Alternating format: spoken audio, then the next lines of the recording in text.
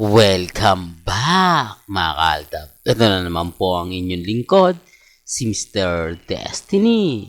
At tayo magbibigay na naman po ng pinakamainit na update ngayon sa Instagram, sa Twitter at sa Facebook. Hindi naman lingid sa inyo ngayong kumakalat ngayon ang 50 million at si Maine Polkerson na kung saan talagang siya na naman po ang pinag-uusapan lalo na nga po sa barangay o sugod bahay kapatid.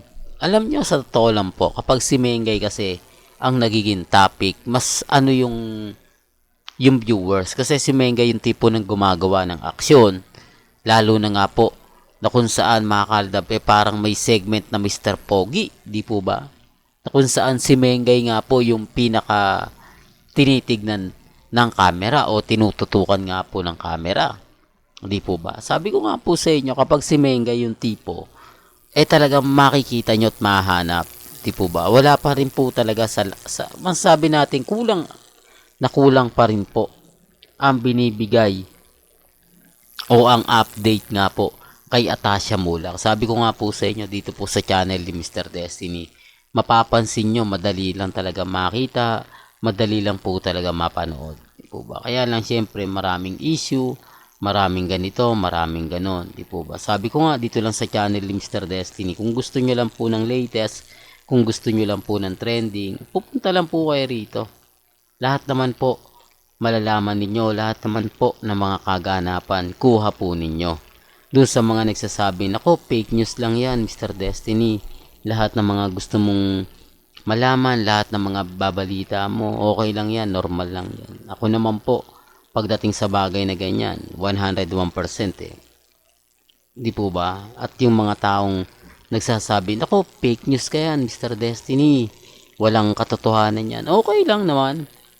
Lalo na nga po kapag pinag-uusapan natin si Mengay at si Alden.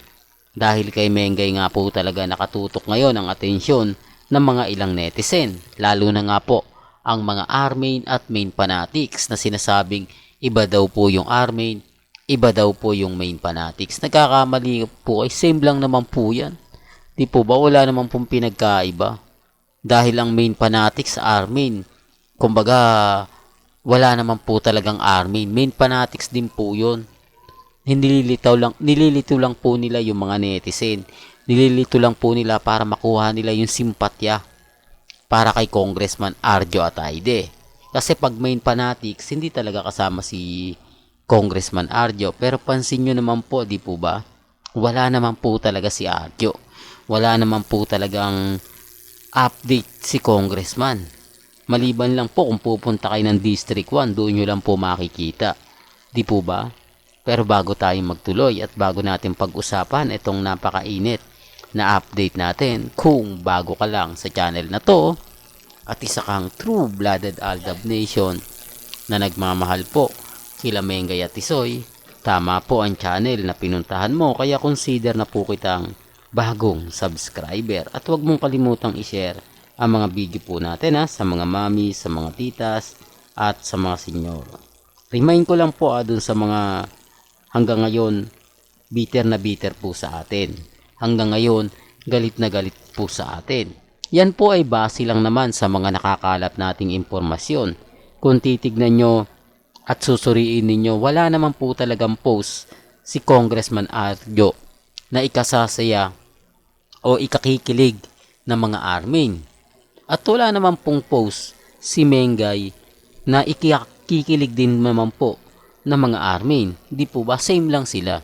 Kaya nga po yung iba nagtataka na tama naman yung sinasabi ni Mr. Destiny. Hindi lang talaga nila matanggap na siya yung nagbabalita. Siguro kung hindi si Mr. Destiny ang mag-update, magpapaliwanag, mapapaisip din.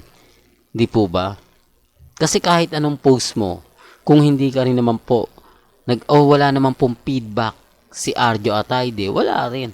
Di po ba? Ganon din si Mengay. Tapos na nga po yung honeymoon, tapos na yung kasalang kuno, pero parang bitin na bitin pa rin po ang Armain. Totoo naman po yung sinasabi ko hindi lang po talaga nila matanggap. Hindi lang po nila, kumbaga, makuhang batikusin si Mengay, batikusin si Arjo Ataide, di po ba? Kasi alam nila na sila rin naman po yung mapapahamak. Sila rin naman po ang kumbaga ibabash ng kapwa nila. Di po ba?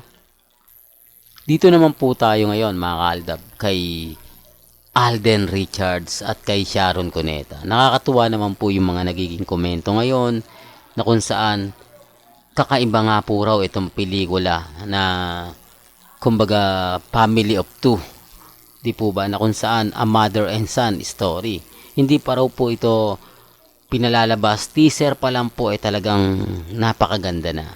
Ganito rin po ang unang lumabas, ang teaser ng Hello 5 Breakups in a Romance nila Julia Montes at ni Alden Richards. Gagamitin nga po ba nilang taktika yon sa TikTok para umabot nga po rin ng 50 million? No, para lang klaro, di po ba? Para lang po sa kaalaman ng lahat. Marami kasi nagsasabi na gagamitin nga rin po raw ni Sharon Cuneta yung kanyang karisma gaya ng ginawa ni Julia Montes. Alam niya naman na hindi niya mahihigitan yung pagpopromote ni Alden dahil syempre busy rin siya, pero 101% daw full support siya sa mga pupuntahan nga po nila. Kaya nga po habang maaga pa lang talaga naman pong makikitaan nyo na ng paghahanda si Sharon Cuneta.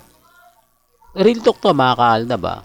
Base sa mga nakukuha nating impormasyon, dahil talagang kailangan daw po na pumokus ni Sharon Cuneta. Mas matindi nga po raw tong hamon at pelikula nila Alden kasi hindi lang isa yung panonoorin mo 6 po ito. Di po ba? Hindi po katulad ng 5 Breakups in a Romance. Wala kang gaanong kalaban. Di po ba? Etong sa Pasko na darating, medyo mabigat nga. Di po ba? Dahil ilang sinihan nga po maghahati-hati para mapanood. Di po ba? Kung ang sinihan talagang 5 lang, may malalaglag na isa. Hindi po ba? Medyo nakakalungkot po yon. Real talk mga kaaldab. Sabi ko nga po sa inyo, marami kasing ito yung para lang po sa kaalaman ng lahat. Nung pandemic po kasi, maraming sinihan talaga na wala. Maraming sinihan ang inayos, yung ginawa na lang pakipakinabang, di po ba kasi bawal nga pong, kumbaga, naging hindi nga po talaga ito kaaya-aya.